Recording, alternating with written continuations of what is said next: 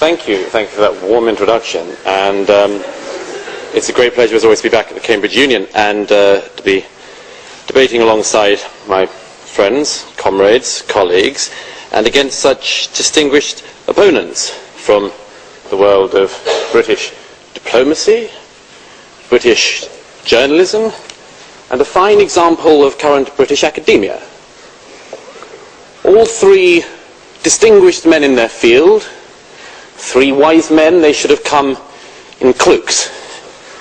Three men who between them demonstrate why Britain is a second, currently slipping to a third-rate world power. Because what you have heard tonight wouldn't stand up to the briefest overview. Sir Richard, distinguished diplomat, said all these years after international negotiations have been going on that the power of negotiation has not been tested. He said that this side underestimates Iran. I can assure you, Sir Richard, we do not. He said that we exaggerate the threat to Israel. Again, I can assure you we do not. He said that it, frankly, it wasn't Iran that all these years pursuing nuclear technology has been brushing aside international law, but it was this side of the debate. He further said, and I can barely say it with a straight face, so I don't know how he managed, that there is no evidence of an Iranian desire to use the bomb. He then talked, of course, about mutually assured destruction, without mentioning that it, to some people, sounds like a great idea. The regime in Iran has hardly been seriously mentioned tonight. I'm pretty simplistic in the way I would do even the first analysis of a nation. But I tend to think that you can tell quite a lot about a government by two things: what they say and what they do. What they say in Iran has been brushed aside by Sir Richard and his eminent colleagues. It's been brushed aside as it were, a detail that President Ahmadinejad has talked about wiping from the page of history a UN member state, and that the so-called moderate who ran against Ahmadinejad some years ago, Mr. Rafsanjani, said that after all Iran only needed one nuclear bomb to deal with the Israeli problem. They ignored the fact that the supreme leader, Khamenei, has said exactly the same thing. And then what they do, which is that Iran is acting now, as it has been for years, as a regional destabilizer. Destabilizing Syria, destabilizing the Lebanon, funding the terrorist movements of Hezbollah and Hamas, who, not content with expressing their genocidal intent towards Israel and trying to fulfill that desire every day, have also managed to wreck our friends' best chances of democracy in Lebanon. So that's what they say and what they do. The other side this evening seems to think that an Iran with the bomb would be preferable to a war with Iran without the bomb. Regional proliferation in the Middle East is not a small issue. A Middle East, as Dr. Mendoza said, in which everybody had a nuclear bomb, would be a system of détente, which I think we can probably say with some certainty would break down fairly swiftly. But would the Iranian regime I've just described be weaker or stronger once it was a nuclear power? I think we can agree on both sides of the House it would be stronger. Now, would the regime, which has spent again recent weeks, as it did in 2009, rounding up opponents, rounding up, shooting, torturing and raping your fellow students there in Iran, Sir Richard objected to Dr. Mendoza's description of mass rapes. I asked him what mass would be in his opinion. He said millions. I'd love to find out what Her Majesty's Diplomatic Service's level of toleration of mass rape is. Hundreds, thousands, whatever it is, but it was nonsense to mention it. What is happening to your fellow students. Do you think that the Iranian regime that is doing that, that is violating and trampling on every right of your contemporaries in Iran would be weaker or stronger in power once it was also a nuclear power. I think that I think I've heard enough. Hardly needs to be raised as a question. Now look, it hasn't come up very much tonight, but it should come up. Israel.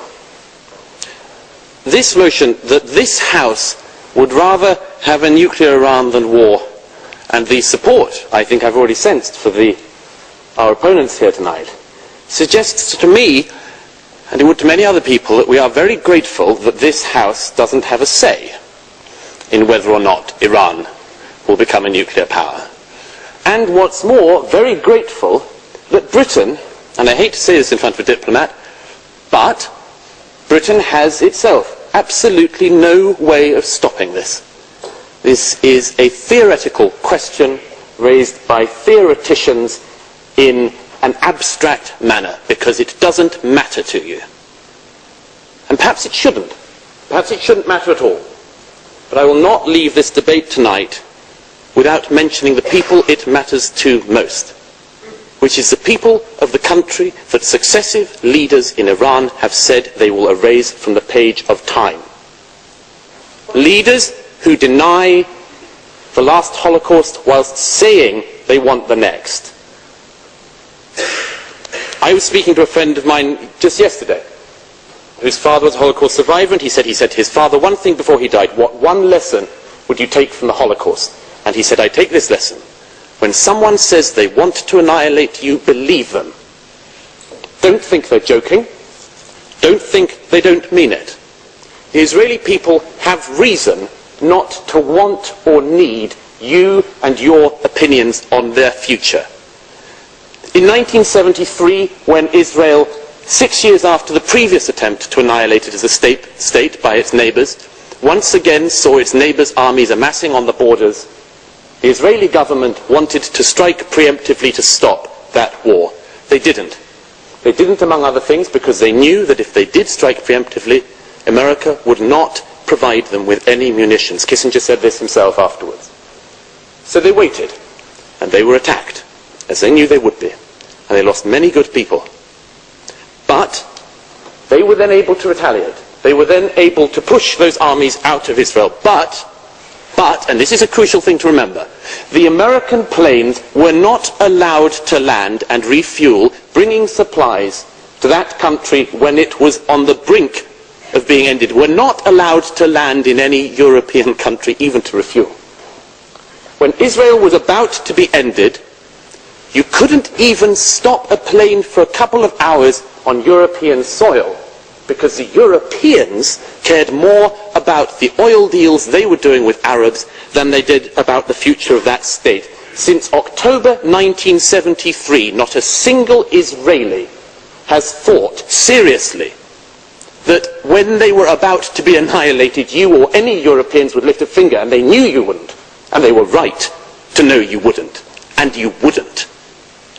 When Israel is pushed to the situation it will be pushed to, of having to believe they mean it, and when every bit of jiggery-pokery behind the scenes runs out, and when the UN and distinguished figures have run out of time, and Iran is about to produce its first bomb, Israel will strike.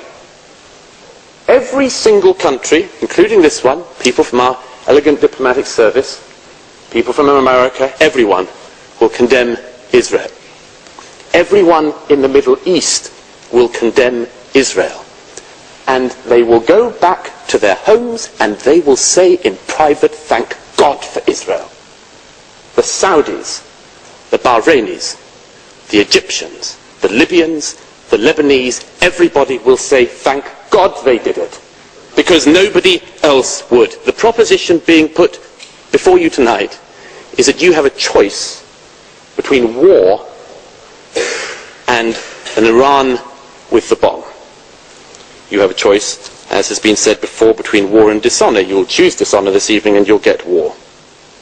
You have the choice between a war with a nuclear Iran or a war at some point with an Iran that is not nuclear, which you stop from ever being nuclear, and hope that in stopping that regime, in embedding itself, you will give the Iranian people the best chance they will have of overthrowing that regime. But as I say, thank God this doesn't rely on you or any Europeans, because you've made the same mistake before, and nobody should trust you to get it right this time.